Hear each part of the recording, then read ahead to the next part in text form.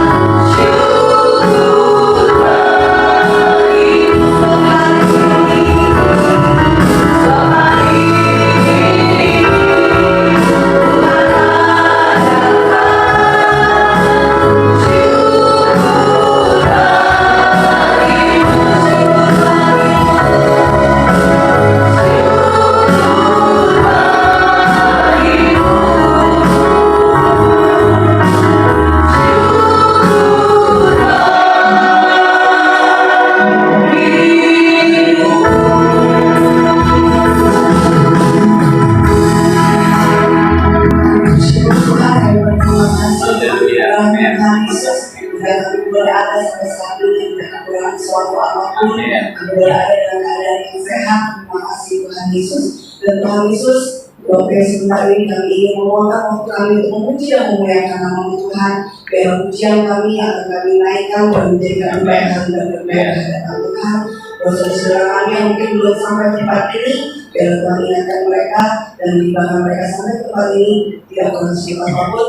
Dan boleh sama-sama bersama kami memuji dan memuliakan nama. Terima kasih Tuhan, inilah kami Yesus, siap untuk memuji dan nama Tuhan bersiari. Haleluya. Amin.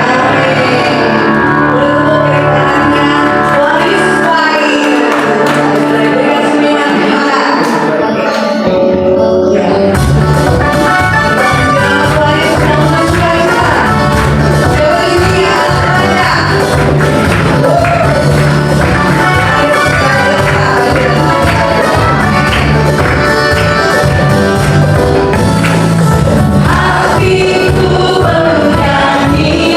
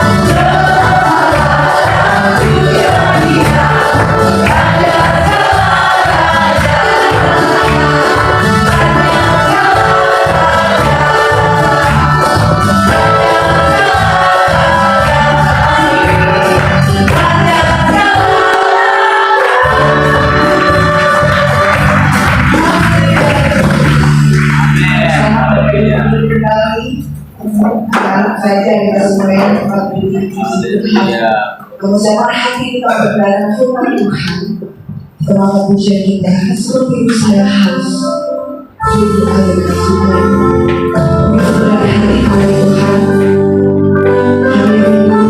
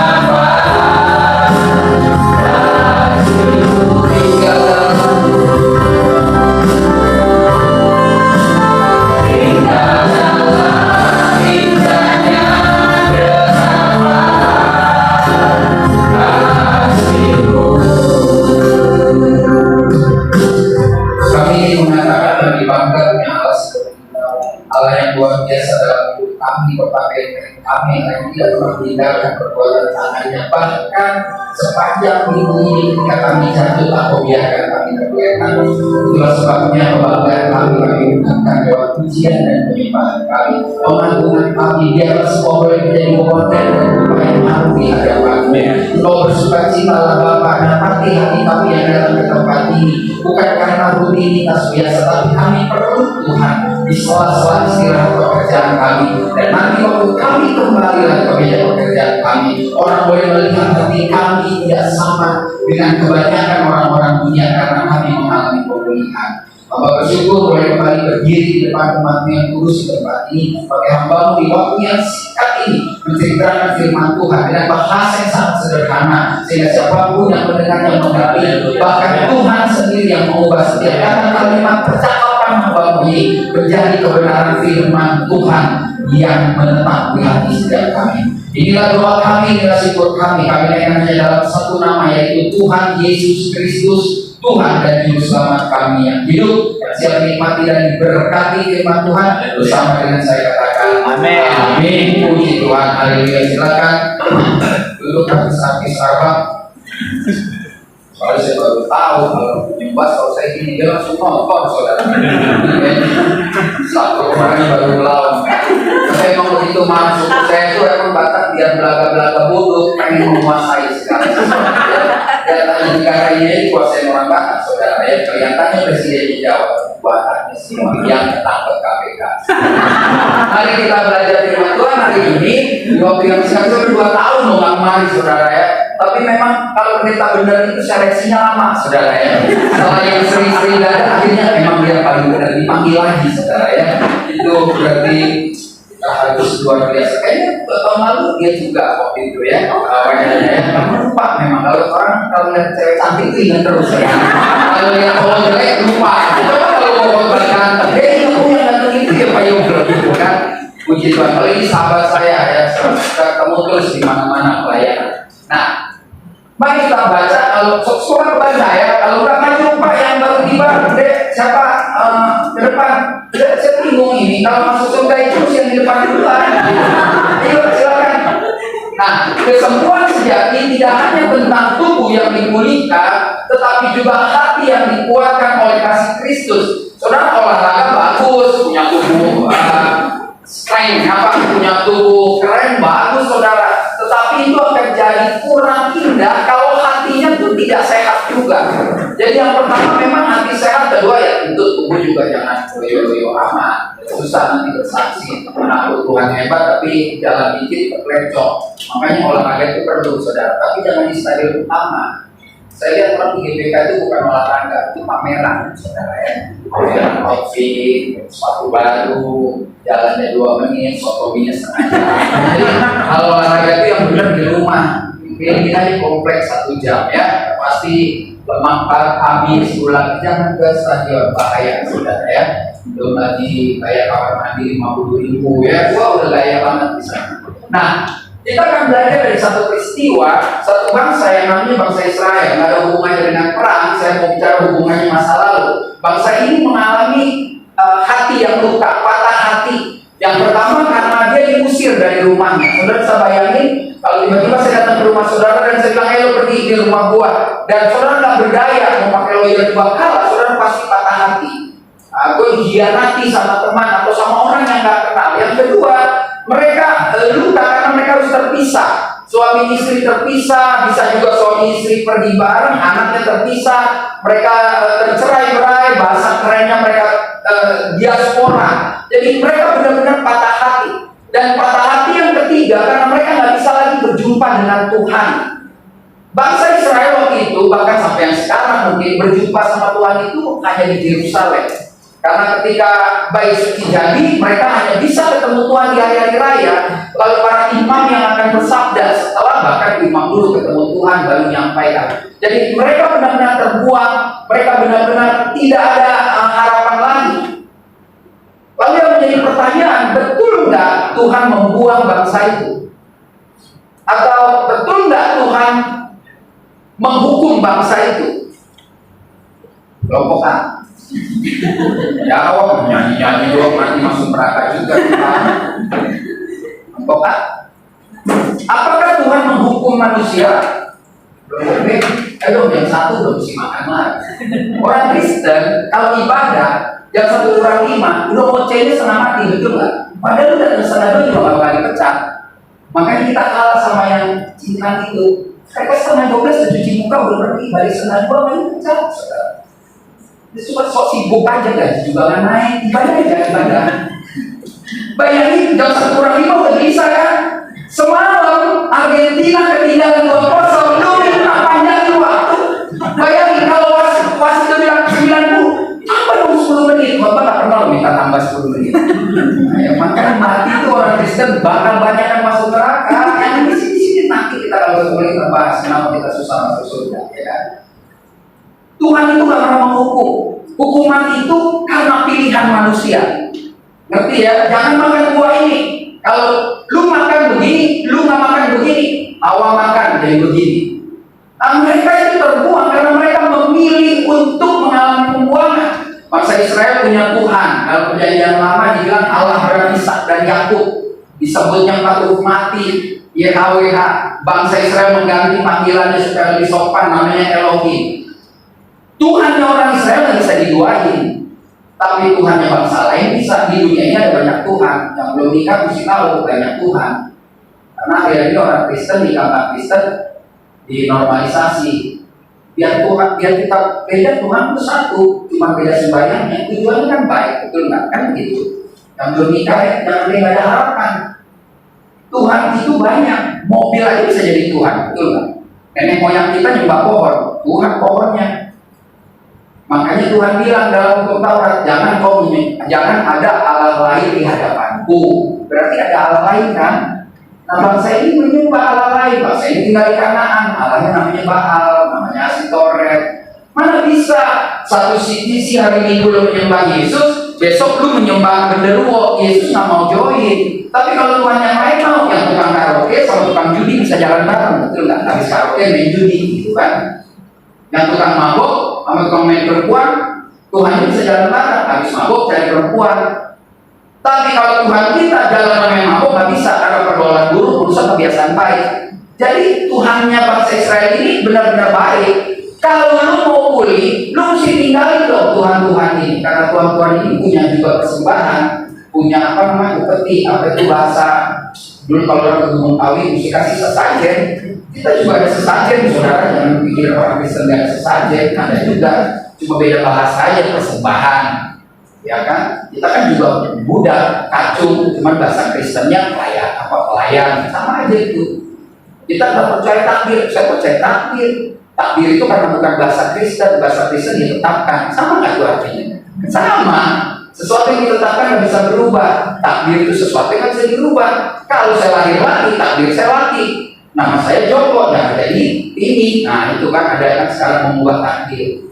Nah jadi Tuhan menawarkan, saya ini mengasihi kamu. Kalau kamu mau, kamu harus tinggalin, saya akan pulihkan. Itu sebabnya Tuhan memilih seorang yang namanya Yestiel, menawarkan, bayangin Tuhan kasih proposal. Tuhan itu jatuh cintanya benar-benar lebih gila dari suami saudara atau dari istri saudara.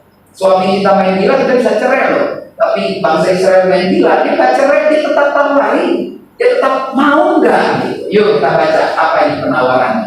1, 2, 3. Kamu akan memberikan hati yang baru dan roh yang baru di dalam hatimu, dan aku akan menjauhkan dari tubuhmu hati yang keras dan memberikan kepadamu hati yang taat. Di tengah penderitaan, Tuhan datang lagi. Pakai bahasa Jakarta aja ya, orang datang. Kalau lu mau pulih, lu balik sama gua kasih lu hati yang baru, gua bikin lu jadi orang yang gak keras deh. Kalau mau ikut program saya, kan begitu saudara. Dan memang pada akhirnya bangsa ini mau. Orang itu kalau dinyerah nurut aja, betul nggak? Orang Kristen sehebat apapun punya anak satu-satunya, terus anaknya mau mati, kayaknya udah gak bisa ketolong, kedukun juga saudara. Enggak kok, dia juga pakai 2 bapak kami, padahal kedukun gitu, ya kan? Jadi jangan pikir segala sesuatu yang didasari Alkitab itu pasti benar, bahaya. Karena bangsa ini hari Sabat gereja, hari biasa judi. Ya, saya ngomong suku saya aja orang Batak minggu rajin gereja ya nggak mencoba jalan terus, pulang jalan terus, dia jalan terus, gendang sampai mati jalan terus. Saya pakai suku saya contoh karena pakai suku lain udah aliansi suku apa lapor ke Polda, ya kan? Sekarang Indonesia ini kampungan, ya. 30 tahun lalu saya kalau ngilang-ngilang, orang Manado, orang Ambon, banyak sakit hati. Sekarang sakit hati loh, sudah. Jadi memang harus hati-hati. Jadi saya pakai suku saya aja ya. Membatak itu banyak hati, saudara ya. Nah, gitu ya. Jadi ketika dia menerima dan Tuhan menawarkan juga saudara, lu kalau mau pulih, hati itu berubah. Saudara. Saya mau, pasti saudara mau dong. Saudara dari sini mau ibadah dong, bukan mau resep merah. Mau lompat nih terus dari 2 tahun lalu. Apa pas senang gue gilirannya dia lagi, apa kemarin tahu coba ini lagi, maka hilang selera, bukan tuh dia hilang selera saudara. Ini banyak benar, gode karena ada bilang gode yo.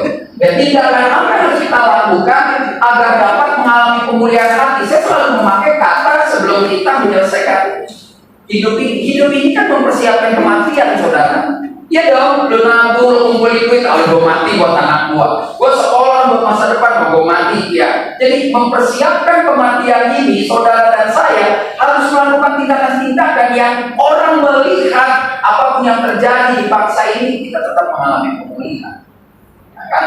Mari kita lihat yang pertama. Dalam Galatia pasal 20, yuk kita baca 1, 2, 3. Namun aku hidup, tetapi bukan lagi aku yang hidup, melainkan Kristus yang hidup di dalam. Saya enggak. Kalau saudara ngaku orang Kristen, saya ngaku orang Kristen. Yang hidup di dalam gua ini Yesus. Berarti kan yang keluar auranya Yesus dong. Makanya saya suka tanya, dan saya karena 2 tahun ini nggak sini, saya akan tanya karena persekutuan 2 ini saya belum tanya. Coba kelompok kalau lu mati siang ini, hari ini lu mati masuk surga? Cepet banget jawabnya, mikir. Yakin nggak? Yakin ya. Kelompok B, ada yang nggak yakin nggak di sini? Ada nggak di sini yang nggak yakin? Oke. Dia yakin kan? Dia yakin kan dulu jadi. Dia yakin kan mati masuk surga. Coba lu jelasin 1 menit aja keyakinan apa yang membuat kau yakin masuk surga? Benar, udah tebus. Mas lo tebus di Pegadaian bisa hilang. Pak, kalau pakai bapak yakin banget. Jalan satu-satunya surga. Benar, Yesus jalan satu-satunya. Yang saya tanya, lu yakin kan masuk surga? Ya apa yang membuatkan kau yakin? Karena saya percaya. Percaya, benar jawabannya. Tuhan itu waktu puasa, iblis percaya nggak Yesus itu Tuhan? Masuk surga nggak dia? Percaya dia nggak cukup. Jangan kayak zaman dulu kita kecil, percaya saja, percaya akan pasti surga belum tentu. Ya jawab tuh, nih koordinator nih. Nah supaya kita jelas nih saudara ya kan, jelas. Ayo. Bingung nggak? Bingung pak, nekat yang nyata kayak ini.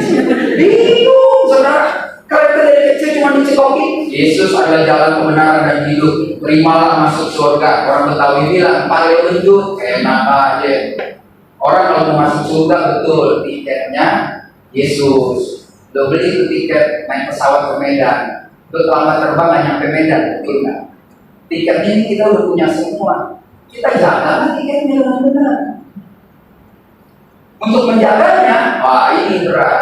Kalau yang di sebelah salib enak. Yesus kalau kau datang sebagai raja ingatkan aku, itu mantap banget. Mau jadi bekas pembunuh pun Yesus langsung ngomong, hari ini kau bersamaku. Itu udah kasih karunia paling hebat. Persoalan kita belum mau mati ya kan? Flu aja minta surat dokter.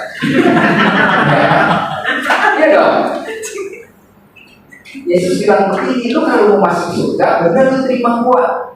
Lalu berikutnya, demikianlah hendaknya kamu bercahaya supaya di mana lu berdiri, lu itu orang lihat ada Yesus di situ. Itu salah satu poin dari penjaga tiket. Yang kedua, pergilah jadikan semua bangsa muridku. Ada perintah juga, ada kerjaan yang gak ada gratis, saudara. Saudara masuk surga gratis dari mana? Tiketnya gratis. Habis itu menjaganya kan, mesti berangkas, saudara. Lalu Yesus bilang begini, aku memberi perintah baru kepada kamu harus saling mengasihi. Saudara saya kasih tahu kalau hari ini saudara masih musuhin orang, saudara mati pasti masih neraka. Jadi nggak gampang nih masuk surga. Pulang renungin ya. Gue pakai gue kalau ketemu benci banget. Terus sekarang kata mati. Nggak mungkin, karena kalau kita masuk surga, ketemu dia, kita tanya tentang mau Petrus, Petrus ini masuk surga, aku benci banget teman dia lu nipu, nggak ada kan di surga begitu. Saya belum pernah ke surga, tapi yang saya tahu surga nggak ada penyimpan dendam. Jadi hari ini sebelum kau jawab yakin masuk surga, nanti pulang renungin. Kok masih musim orang nggak ya? Kalau masih itu nggak mungkin masuk surga. Karena hidup ini harus damai sejahtera Kristus. Kayak ini, hendaklah damai sejahtera Kristus menguasai dirimu, karena damai sejahtera Kristus melampaui segala akal. Jadi kalau mau masuk surga, kerjakan keselamatanmu dan takut dan doa. Jadi kalau lu masih di telepon bilang aja, itu pasti masuk neraka. Gak bisa. Untuk yang recehan aja lu bohong. Gimana perkara besar? Jadi gak gampang yang masuk surga. Bahkan makanya mulai bilang ini, jadi orang gak bisa masuk surga. Yesus kan bilang memang gak ada. Tapi dia masih punya kalimat pengunci. Tapi bagi Tuhan gak ada yang mustahil. Cuma kecil harapan kita. Kapan kita yakin masuk surga? Ya waktu kita mati, didapati kita tetap setia. Bisa nggak kita saat mati kita benar-benar tetap setia? Nggak hari ini. Ini orang Batak, gimana mau masuk surga? Setiap kali pesta nyolong dulu. Nyolong, tahu nyolong? Nyolong itu adalah mengambil kepunyaan orang lain tanpa izin. Dia pesta orang makan, bapaknya dimasukin ke itu mencuri, brother. Betul nggak? Kita ngambil punya orang kalau kayak ini mencuri. Betul nggak? Betul dong. Lu ada acara, kalau lu mau pulang lu mesti ngomong dong. Lu pulang dong. Gue bagian kue lu ya. Itu baru bener. Kalau lu dia lagi doa amin hilang salah ikhlas. Gimana? Jadi tidak gampang yang masih surga ya. Itu maksud itu gambaran kecil aja. Kita kalau membungkus aja nggak mikirin orang lain. Plastiknya untuk 4 ayam, kita bungkus sampai kuat tumpah-tumpah tuh. Karena nggak pernah. Gimana? Tapi orang yang katanya ini melainkan Kristus yang hidup dalamku, baru dia bisa bilang gue pasti masuk surga. Kita gak ada yang sempurna Bapak Ibu. Kapan sempurna? Waktu dia datang menjemput kita. Tetapi kan kita disuruh teruslah kejar kesempurnaan itu. Tapi kalau cuma Kristen datang ke baktian minggu rebo ya kalau lagi malas keluar aja udah lumayan lah kami lah. Dia itu berat saudara, berat. Beneran saya kerja, saya cuma khotbah umur 60 tahun, khotbah 26 tahun, gak ada kerjaan lain, bisnis gak ada, ini bapak ini tahu. Mikir loh, kok malu masuk surga gak ya? Pikirin lagi, ingat teman-teman yang saya masih benci ada gak? Iya dong, sama ipar. Lu gereja rajin berdoa 5 jam, 6 jam, gimana hatinya pulih? Ngeliatnya orang di kantor bohongin gue pinjam 5 juta, dia gak bayar, lu hati mana tuh? Kata Tuhan kalau kamu memberi jangan minta kembali. Kan itu hukum-hukum yang harus dikerjakan. Jadi yang punya utang sama saudara udah lewat masanya satu bayar Anda lunas, berani nggak? Dan ada yang ampuni deh, gue mau masuk surga. Doa lagi supaya dia dapat berkat Tuhan. Jangan-jangan dia dapat duit dia bayar tanpa lu minta lagi. Itu terlalu banyak kesaksian itu. Kalau lihat dari wajah saudara sih dia belum nyampe. Ya. Dan hidupku yang kuhidupi ya itu setengah satu saudara cepet banget ya. Kalau bola pengen lama-lama. Dan hidupku yang kuhidupi sekarang dalam daging adalah hidup oleh iman dalam anak Allah yang telah mengasihi aku dan menyerahkan diri. Jadi yang pertama saudara, mungkin saudara bosan karena tiap minggu di gereja pendeta bilang begini, serahkan diri kita sepenuhnya kepada Kristus. Gue tahu banget itu kalimat, tapi gue susah banget ngelakuin itu. Ya kan? Yang benci sama suaminya, yang benci sama istrinya, umur udah gocap, reuni SD aja lu masih cemburu. Itu sulit. Ya kan? Reuni SMP apa sih udah gatel ntar ketemu mantan lo. Ya iya ampun. Udah 35 tahun. Lagi berpensiun masih aja dicurigai kalau punya suami pensiun dia mau reuni ada mantannya dia akhirnya jalan aja geser. Jadi orang tuh cerdas. Kalau lagi lo masih 35 ganteng ketemu mantannya 32, nah itu baru dilarang. Ini udah ngomong aja lupa pakai ini palsu. Serahkan diri sepenuhnya berarti ada 3 bagian yang penting saudara. Berani melakukan penyerahan total, membiarkan diri kita dikendalikan dan siap diubah. Saudara banyak orang nggak siap diubah. Mungkin saudara bilang gue mau kerja di Barito, tiba-tiba saya bertobat sungguh-sungguh. 2 tahun lagi Tuhan bilang arah hidupnya, lo pensiun aja, lo pensiun udah, lo pergi lo pelayanan, pergi kemana ke Maluku. Berani nggak? Karena jangan sembarangan loh. Sekarang saudara kerja sini, belum tentu ini dari Tuhan, bisa juga dari Tuhan. Ya kan, saya punya pengalaman, dia bilang, oh kerja di penerbangan 11 tahun, kok diberhentiin gitu aja. Itu bilang, boleh dong. Bahkan saya udah aman, Tuhan tepat. Jangan-jangan saya tanya taruh di situ. Belum tentu Tuhan dong. Terus dia diam, ya ampun ya, Desember dia kerja lagi yang lebih bagus posisinya. Berarti setan mungkin atau Tuhan taruh di sini untuk lompatan yang lebih besar. Karena itu Tuhan gak ada zona nyaman, saudara. Harus ikut nyamannya Tuhan, bukan nyamannya kita. Makanya orang kalau bertobat, ini yang paling berat nih. Coba saudara kalau dengar kesaksian keluarga, anaknya sekolah dokter, ahli jantung di Jerman, S2, pulang ke Indonesia ditawarin di rumah sakit hebat, gajinya 200-300 juta sebulan. Lalu ibunya kesaksian, anak saya bilang, nggak mau, saya mau pergi ke Samosir, saya mau melayani. Nah, uangnya dari mana? Di mana Tuhan kirim? Nangis gak saudara orang tua kayak gitu? Tapi kalau orang kesaksian begitu, saudara kan hebat. Giliran anak saudara melakukan itu gimana? Ya, anak pelayanan kan bisa di Jakarta juga, jadi bisa tak ini, kemudian. Saya nggak sekali 2 kali kan Pak Bek atau Mado, kalau anak saya masuk mau upah kan pelayanan bisa aja di Jakarta, main takut. Padahal anak ini juga yakin banget nih dari Tuhan. Kok perhatian sama orang yang gondok-gondok ini. Susah ya mamanya gondok. Tetapi sekarang ya Tuhan, Engkaulah Bapa kamilah tanah liat dan Engkaulah membentuk kami dan kami sekalian buat tantangan ini apa? Saudara belajar teologi aja, saya nampak ini bagian terakhir dari kitab Yesaya. Tuhan itu gak pernah menghukum orang kalau atau membiarkan orang terhukum kalau tidak memberi peringatan. Di dalam Alkitab ya, di Yesaya bagian pertama nasihat, kedua lu melawan nasihat masuk dalam hukuman. Tetapi selalu Tuhan bawa jalan keluar. Dan waktu mereka pulang mereka bilang, saya ini tanah liat, terserah Tuhan mau diapa-apain. Harusnya kan kita seperti itu. Yang lupa follow Instagram saya nih, karena bagi motor listrik. Ya, saya suka bagi motor listrik. Kalau di beras di Indomaret suka motor kecil ini pakai baterai. Itu listrik juga kan? Baterai listrik ya. Bukannya BYD, motor baterai listrik. Nih, berserah bukan berarti menyerah. Kan banyak orang begini Kristen bodoh-bodoh. Ya gue sih mengalir aja deh. Saya pendeta gak percaya mengalir, saudara. Hidup terus dikerjain. Nah, mengalir itu urusan yang di surga. Dia mau alirin berkat apa, dia mau alirin dasar. Tetapi kita harus kerjain dong tanggung jawab kita.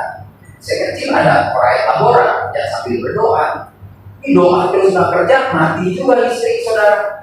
Kerja terus gak doa, masuk KPK juga. Ya kan? Orang Kristen banyak loh di KPK masuk. Saya sering di sana. Menteri ketangkep, stafnya bisa 10, banyak juga batang situ. Kalau kita mau bayar mungkin lelah. Dari mana pasti bakat rahang?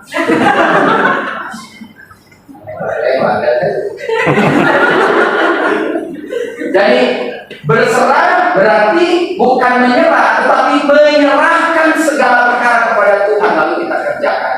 Yang pertama ini serahkan diri sepenuhnya. Lalu yang kedua, kenapa kita bilang kita selalu gagal? Karena kita nggak membiarkan Tuhan menguasai hidup kita. Kan kita percaya Tuhan pergi supaya dia bisa ada di dalam hidup semua manusia.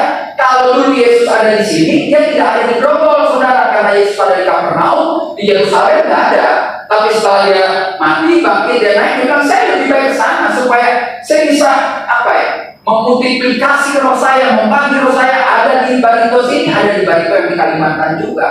Makanya orang yang bertobat benar-benar dia membiarkan karya Roh Kudus ada dalam hidupnya. Tetapi penghibur yaitu Roh Kudus yang akan diutus oleh Bapa dalam namaku, dia yang akan mengajarkan segala sesuatu kepadamu dan akan mengingatkan kamu akan semua yang kukatakan kepadamu. Kita kan tidak pernah ketemu Yesus, tetapi saudara kan beribadah, saudara mendengar suara Tuhan lewat hamba Tuhan, saudara membaca tulisan-tulisan tangan yang Tuhan jadikan firman Tuhan.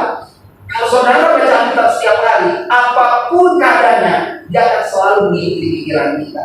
Gak perlu asal jatuh, gak usah bangga. Hafal Yesaya sekian, gak penting, baca aja. Karena yang ditanya bukan letaknya di mana, tetapi ada di mana ayat itu, ada di hati kita. Nah, saya gak banyak hafal ayat, tetapi kalau saya susah, saya ingat. Apabila saya jatuh, gak sampai tergeletak. Saya percaya bisa nyekolahin anak, karena Yesus waktu khotbah di bukit bilang, Bapakmu di surga tahu apa yang kau perlukan. Saya tahu persoalan hidup kita semua ada. Kita saat saya khotbah pun punya persoalan. Tetapi kan Alkitab dengan jelas ditulis dalam perkara dan takut di dalam dia. Orang kalau rajin baca Alkitab itu selalu ada jawabannya di sana. Bukan cari di kartu tarot apa di mana tuh di jawabannya di real.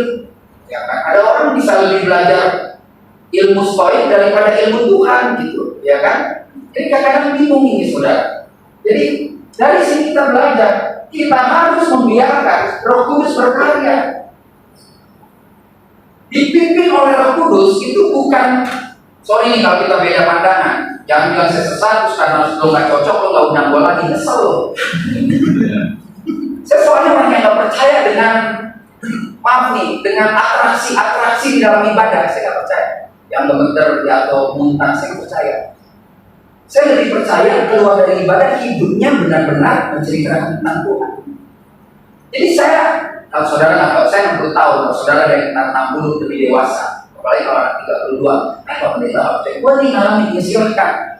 Tapi saya lebih suka melihat orang yang dipimpin Roh Kudus ketika dia punya persoalan, bagaimana dia menyelesaikan.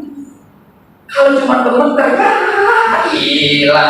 Itu kerjaan paling gampang untuk semester 2. Kalau nggak percaya nanti gua bilang, ayo mari kita berdiri berdoa, mari kita berdoa. Ya kan duduk. Kalau firman ini menyentuh hatimu, angkat tanganmu, angkat tubuh kan? Hipnotis saudara. Saya nggak bilang semua pendeta itu hipnotis, tapi kan itu sudah taruh tanganmu di dada. Yang mau didoain angkat tangan kiri, maju ke depan, lemas biarin aja, pegangan satu sama lain, satu jatuh, semuanya jatuh. Sesuatu hal yang biasa. Kalau pendeta di sekolah tahu teori itu. Jadi saya bilang bukannya Roh Kudus sedang bekerja seperti itu, tetapi kalau udah sampai pasaran itu jadi repot. Betul ya saudara? Saudara bisa lihat tuh YouTube. Mau gerejanya kecil, gerejanya gede, robah semua, dokter ada, tapi kurang utang juga saudara. Saya tahu di gereja orang yang paling rajin gereja pendoa itu yang paling justru di gereja. Rajin itu orang bikin window paling besar.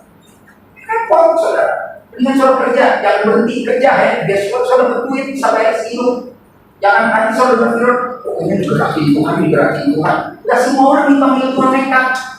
Nanti saudara ada 2 tahun pelayanan, akhirnya telepon, gue pengen kerja lagi, kenapa kayak gue salah panggilan. Nah, lu habis.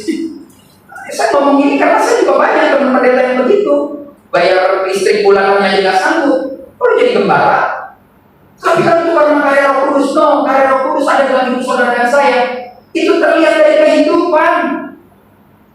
Jadi jangan pernah minder kalau saudara-saudara dia ngomong sedalama pun kadang-kadang ibu nggak bisa. Makanya lu minta, ngomong aja, kesurupan lu. Ya, saya bukannya nolak, itu ada itu karunia Roh Kudus itu ada, semua ada. Tapi saya nggak percaya kalau setiap minggu orang tidak stokin jatuh, nggak ada karena di Alkitab nggak ada orang jatuh. Gitu. Saya nggak percaya kalau ada KKR pasang spanduk seumur hidup saya nggak pernah percaya. Hadirilah pendeta dari Amerika punya karunia kesembuhan, nggak percaya saya. Kenapa? Karena Yesus aja ke Kapernaum nggak pakai spanduk. Iya, Yesus sembuhin orang aja. Oh, zamannya nggak ada. Yesus tidak berubah, nggak boleh berubah. Saya nggak percaya ada orang yang punya Roh Kudus ke gereja pakai jeans robek-robek, pakai sendal, terus dia berbahasa kalau saya nggak percaya itu dari Tuhan. Kenapa? Kalau ininya beres, keluarnya beres. Saya kasih tahu ke gereja yang rapi lo, ya, jangan sok keren, gosok kawin aja lo ke salon. Lu minggu pernah ke salon nggak ke gereja? Enggak, sulit masuk surga. Sulit Bapak Ibu, emangnya gampang? Saya punya teman pengerja pendiri gereja nonton FC 2 kali VIP 5 juta loh, 7,5 kalau nggak salah. Saya bilang sama dia, Eci, gue kasih tahu dulu kalau lagi nonton nanti lu pasti masuk neraka. Lu bukan menghakimi, lu pasti. Lu kenal ya FC 1 lu nggak kenal, cuma memori masalah. Terus lu pernah nggak kantong kolektor lu kasih 15 juta? Tak pernah kita sama Tuhan, betul nggak? Nanti kolektor cepat 20 cepat, ya kan? Kalau maksudnya itu bahasa juga lebih sebutan, nggak lebih. Nah seorang cepekan gitu nggak mungkin, makanya lu digoreng terus segitu aja. Ya, makanya masuk surga itu nggak gampang Bapak Ibu. Untuk hal yang dunia kita benar-benar habisin. Nonton bola 2 kali 45 menit, perpanjangan waktu. lah 90 menit. Nggak pernah kan sulit masuk surga Bapak Ibu. Nggak gampang. Mulai hari ini baca Al-Quran 2 kali 45 menit. Masa sebulan kita kurang tidur nonton bola terus? Yang main 48 negara, 280 juta orang Indonesia bego kurang tidur. Ya kan? Saya tidur terus. Nggak mau tahu siapa aja yang menang juga bodo amat. Nggak ada yang panggil yang main di situ. Ya nggak ada, saudara. Kalau ada saudara saya nonton. Nggak ada. Tahu kan gaji mereka per menit, bukan per bulan kayak saudara. Per menit aja bisa 2.000 euro. Itu negara yang Pantai Gading kali ya, di mana yang Ronaldo mati pingsan kan, saudara, sampai mati bangkit lagi nggak bisa menjadi segitu. Jadi batuk melulu antigen doang. Iya, orang yang percaya dia terima roh yang baru. Sekali lagi saya bukan nolak ya, ada karunia Roh Kudus benar ada, tapi kepada siapa Tuhan pilih untuk diberikan, bukan terus sembarangan rame-rame. Mari kita sama-sama berbahasa roh, yang nggak bisa terus gimana dong?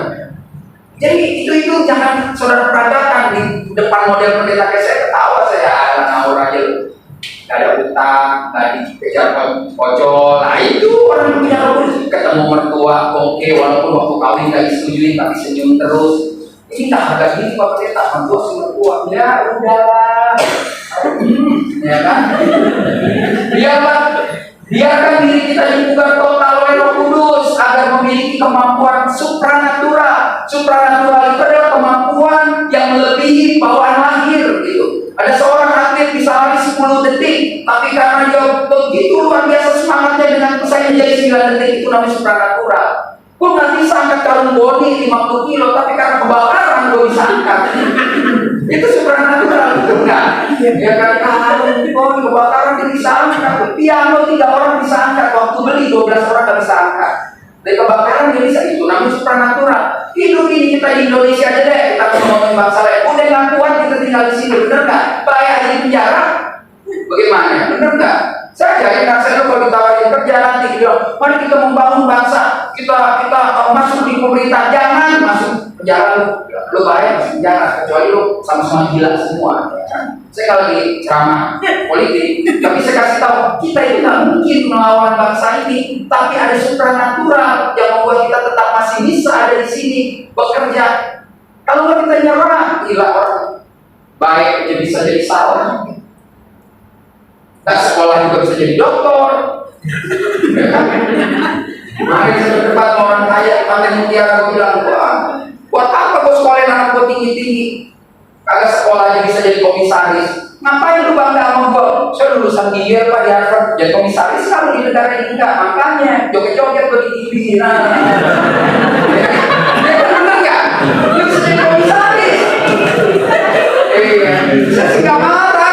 Saya lihat ini fakta, tapi saya punya supranatural. Saudara juga harus punya bahwa ini fakta, nggak bisa kita lawan.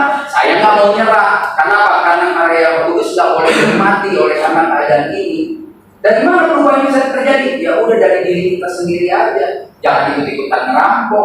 Happy aja kerja untuk diri kita sendiri, keluarga kita, membangun, bantu gereja, pelayanan udah cukup happy. Jangan punya ambisi lagi. Dari wajah kan nggak mungkin komisaris di semua. Tapi kalau jadi, ini pasti jago joget. Ya kan? Yang ketiga, aduh, kamu jam 1 saudara-saudara. Ya, nih, udah berat lagi. Mungkin mau masuk surga, dilupain dulu, ya. 1, 2, 3. Kegeraman, kemarahan, pertikaian dan fitnah hendaklah dibuang dari antara kamu. Demikian pula segala kejahatan. Tetapi hendaklah penuh kasih mesra, saling mengampuni, sebagaimana Allah dalam Kristus telah mengampuni. Berani melepaskan pengampunan kepada siapapun. Mau masuk surga, ini salah satunya. Bilang lu mau bilang masuk surga, lu benci seumur hidup. Tapi lu udah datang untuk apa ya? Omong-omongan masuk neraka, nggak ada cerita. Dikit, makanya kita bilang apa jangan tersinggung. Sempitlah jalan ke surga. Makanya erotik, badan sendiri. Sempit masuk surga sendiri bos. Nah itu tafsir saya sendiri. Kan saudara cerita orang katanya video yang gemuk nggak bisa ubah bisa. Apalagi polisi. Ampunan, ya kan? Lihat saudara, pesan pahit itu gampang. Gue nggak suka malu, didoain selesai. Itu kepahitan. Yang paling sulit di mana saudara? Coba, pahit, geram, marah, pertikaian, fitnah. Yang paling sulit itu geram. Geram itu disadarkan suatu waktu. Pak Yoga ya, besok kita 11:30 ya. Dia panggil temannya dua. Lu ya, pakai apa bajunya? Ya, biru hitam. Dia datang kuning. Geram. Orang yang dia bosan dia. Itu geram tuh. Itu dosa paling berat itu bisa datang. Di gereja manapun Tuhan akan kirim tuh. Setuju ada orang yang jam 7:05 nih. Besok jam 2 ya, kita ibadah jam 7:15. 7:15 dia datang 7:30 kayak ada dosa. Dia pintar nyanyi, dia pintar apa? Lagu yang dia kirim main nyanyi main geram, banget. Nah itu jadi saudara melatih emosi itu ketemu justru sama yang auban, bahasa Italinya auban. Lu bilang okonnya permanen gitu. Ya jadi berani melepaskan pengampunan, luka lama. Ya. Gimana mau pulih kalau simpen terus, kok sakit hati dalam Pak Pendeta nggak rasain seperti apa yang saya rasain. Nah kalau lu percaya Yesus jalan kebenaran, Yesus sudah rasain apa yang lu rasain, lu ikut dong dia. Karena sekarang yang hidup dalamku adalah Kristus. Jadi jangan lagi pakai ukuran kita dong, pakai ukuran Yesus. Lihat nih, tadi dia bilang enggak ramah seorang pada yang lain. Buat saya nih ini yang batak-batak di sini sulit banget ramah, betul nggak? Gue bilang, ya ampun, sekarang aja mungkin udah ada drama Korea. Angkatan saya lagi tahun bulan bilang cinta ya berhenti. Kenapa? Abang suka sama kau, ada masalah. Iya. Kayak dia disuruh bilang, aku juga suka, kan ada masalah. Ada sedikit meledak-ledak, sulit loh orang Batak jadi orang Kristen. Prosesnya berat, karena dari lahir udah teriak dulu. Kalau Jawa kan tenang. Walaupun ujung-ujungnya sama-sama mati kan. Beda pembunuhannya. Kalau kami kan langsung bacok. Kalau mereka kan enggak, dikit-dikit dibakar pantatnya, dibakar mati juga. Sama aja ya kan. Kan Ahok bilang kalau gue bacok Jokowi ditaruh di panci, ya sama mati.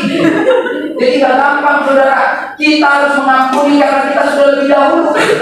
Betapa jahatnya saudara dan saya kalau sampai nggak ngampunin orang. Jahat banget tuh. Kenapa? Karena kita yang jahat aja diampuni tanpa syarat. Kok kita bisa minta syarat sama orang? Bisa berani sampaikan, sulit masuk surga saudara. Kalau mau masuk surga, lu mesti ampunin tanpa syarat. Wah susah jadi orang Kristen. Ya udah pindah sono, bisa kawin 4 kali pindah dia lupa. Emang begitu konsekuensinya jadi orang Kristen. Aku beri perintah baru. Kamu harus mengasihi supaya dia tahu engkau adalah muridku. Jadi kalau saudara pulang ngomong sama istri sama suami, kita nggak boleh lagi benci sama kehidupan kita. Dia ibu kita ya udah ampuni. Toh dia nggak bayar utang juga kan kita tetap makan. Ada orang utang saya nggak bayar, saya tetap bisa sekolahin anak kok. Nggak dari utang itu kok kehidupan kita satu-satunya. Ya lepasin, relain aja, ridho, ikhlas, ridho Allah. Sabarlah kamu seorang terhadap yang lain, ampunilah seorang akan yang lain. Bayangin itu. Apabila seorang menaruh dendam terhadap yang lain, banyak pelajaran kan dari handphone. Lu tahu nggak kalau lu cara mengatasi orang yang ini, diamin aja kan itu bayangin. Dunia aja udah mulai ngajarin. Lu diamin dia setengah mati, dia cari temen lu, dia ajar lu lagi, dia cari temen. Lu diam aja, tentu saja berkarya. Kalau perlu hasil karya lu posting, dia tambah di kebakaran jenggot kan begitu. Tuhan lebih duluan dari mereka. Ya kan, sama seperti Tuhan telah mengampuni kamu perbuatlah demikian. Mengampuni itu adalah sebuah keputusan. Gua ampunin lo, tapi lu nggak bisa. Soalnya gua rasa nggak bisa lagi mengampuni, nggak ada perasaan. Ya tapi gua rasa lu mesti maafin lagi. Nah, tapi kalau suaminya gua nggak bisa. Itu apaan begitu? Karena Yesus mengampuni semua manusia. Semua diampuni. Kalau lu terima gua, lu dapat tiket ke surga kan gitu. Jadi yang Kristen pun diampuni. Kematian saya mengampuni semua orang. Mau terima nggak? Kalau mau terima belum ke surga. Karena ke surga ini tadi 3 poin ini. Di mana geram nggak habis-habis. Ya nggak ada acara. Saya kasih tahu ada kebagian berbau konveksi datang. Gua ada berbau ya. Kalau lu balik depan, harusnya di gua saya tahu itu. Kamu gimana? Lagi biasa aja lagi. Karena lagi juga boleh driver. Mana lu masuk surga? Orang di gereja tuh yang datang telat itu hatinya lebih tulus daripada yang datang duluan loh sekarang. Dia telat mungkin dia kerja, dia tanggung jawab, dia lari-lari. Dia datang duluan kayak Ratu Elizabeth aja. ini yang kalau di depan lagi, lah cocok lagi baju. Saya pakai begitu. Nangis lagi angkat tangan, cocok mati banget. Apa sih urusannya orang nggak ada apa-apa sama lu yang sibuk kan? Itu hati-hati loh saudara. Terus sekarang kalau ibadah nggak usah campurin urusan orang, ya. Urusin campuran lu sendiri. Nah, itu orang Batak kalau mabuk gitu. Ya, kau campuri urusin campuran. Wah, bergila. Jadi hari ini pas jam 1 saudara ada tambahan di sini dong. Sekarang ada protes wasit. Coba ya nanti ya gue ya itu kolektor. Nyampe nggak setiap? Kenapa? Nanya sampai bisa pedo. Jadi gue berat. Kalau 3,5 cepet dari gue. Sana lu. Gue udah tahu gitu modelnya. Tapi betul kamu pengurus tuntutannya. Oh males kok pakai gitu-gitu doang. Bosan dia lah kasih goceng mah. Ini 25 loh, cuan nopan. Pakai nanya lagi, gua ada lebih ya? Ambil doang dulu. Gila, saudara-saudara, ya kan? Aduh, nih tindakan yang salah. Bukan saya dapat mengalami pemulihan hati. 3 prinsip kayak foto, kirim ke saudaranya. Saudara, mana tahu ada yang mau bunuh diri, suruh baca nih. Ada yang mau bunuh cinta, mau aku cerai, kirim nih, kasih. Jangan lupa, saya bukan YouTuber, TikToker, saya enggak, tapi saya tiap hari kirim renungan aja 2 menit. Kalau kangen lihat situ aja. Sampai ketemu 2 tahun lagi ya berdua. Oh bingung di PD laku banget, mau sekali, sampai apa sih? Posisinya juga robek. Kalau ketemu lu punya bos orang paling kaya nomor 1 di Indonesia, bagian gue bilang Pak, kebagian bapak lemah, robek posisinya. Kemarin saya khotbah. Ketemu Wamen Kemenkes, dia Wamen kan Kemenkes. Saya bilang Pak, dan banyak cerita. Saya khotbah di Departemen Kesehatan, Jumatnya cuma 5. Kadang-kadang di rokok langsung dia marah. Saya langsung ketuanya bulan Juli mulai kebaktian. Pak dia udah pegang ini, gue bilang ngomong doang. Jadi saudara kalau ada waktu ibadah, nggak jadi kaya, nggak jadi miskin, jadi sukacita. Berat banget tuh datang ke sini hari Rebo seminggu sekali, sebulan sekali.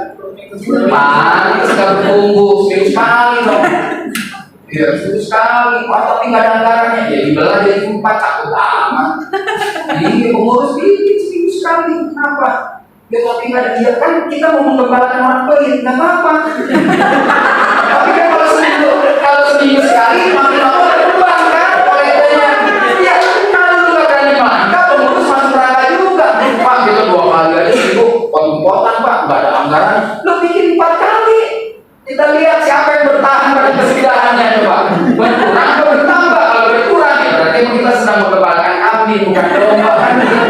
Jangan saudara jangan marah ya. Saya ngomong apa adanya ya kan. Jadi jangan ini menjadi renungan buat kita ya. Saya mau suka happy saudara kita juga capek ngapain dengan firman sedang marah-marahin. So tahu banget pendeta so marah-marah. Semua orang punya masalah tapi firman Tuhan bisa mengatasi. Mungkin begitu cara saya menyampaikan firman Tuhan. Terima aja dengan sukacita. Lo geram juga lo yang berdosa. Gak suka ya. Lo gak udah gak boleh geram. 2 bulan jangan ngomongin gue jelek-jelek. Dosa lo ngomongin gue jelek-jelek. Lo terima sendiri akibatnya. Karena saya ngomong jujur ya kan dari hati yang paling dalam. Biar ini menjadi kekuatan buat kita. Amin. Mari kita berdoa. Tuhan Yesus yang baik, hamba berdiri berbicara. Ada hal-hal yang sudah disampaikan. Ketika prinsip yang sederhana yang kami akan siap bawa pulang sehingga kami boleh mengalami pemulihan hati kami. Kami nggak mau lagi menyimpan dendam, kami nggak mau geram, kami nggak mau kepahitan. Karena hari ini kami mulai mengambil keputusan untuk ikut Engkau sungguh-sungguh dan membiarkan Roh yang Kudus berkarya dalam hidup kami. Dan buah pertama yang dirasakan dunia, bahwa kami mampu mengampuni semua orang. Dalam nama Tuhan Yesus kami berdoa dan mengucap syukur. Haleluya. Amin.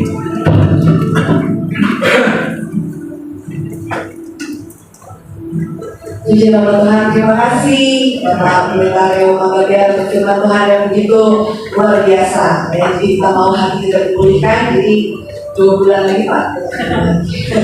Kalau suatu kali layanan kepada Jawa. Mari kita berikan kembali untuk Tuhan Yesus. Kita Iya, mari kita berikan yang terbaik untuk Tuhan Yesus. Boleh di-scan barcode-nya atau melalui kantor sebagai bedakan. Barcode ada nama. Barcode ada nama. Ya,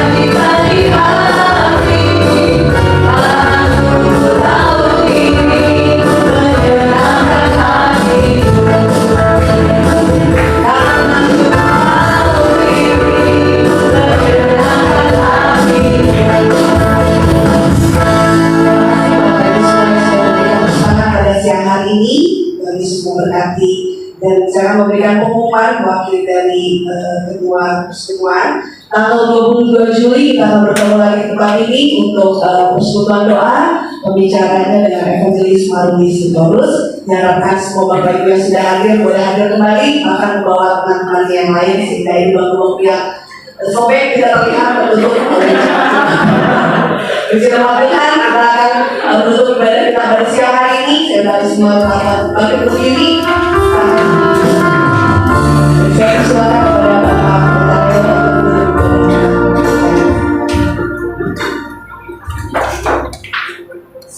Kau besar, berkuasa Tuhan tiada seperti Engkau, tiada seperti Engkau, tiada seperti Engkau. Kau besar, berkuasa Tuhan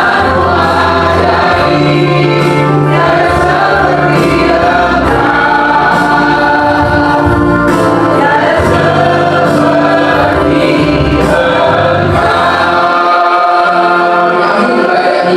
kami mengakui bahwa di dalam kehidupan kami hanya Engkau-lah yang terbesar, Engkau-lah yang mengendalikan hidup kami. Kami bersyukur Tuhan. Sebelum kami mengakhiri juga ibadah ini, kami ingin menaikkan doa syafaat kami sebagai tanda kami mulai belajar mengasihi bagi pribadi-pribadi yang akan kami doakan. Kami berdoa Tuhan untuk manajemen grup Barito Pasifik. Engkau pasti sudah dan akan selalu memberkati Bapak Prayogo Pangestu dan keluarga.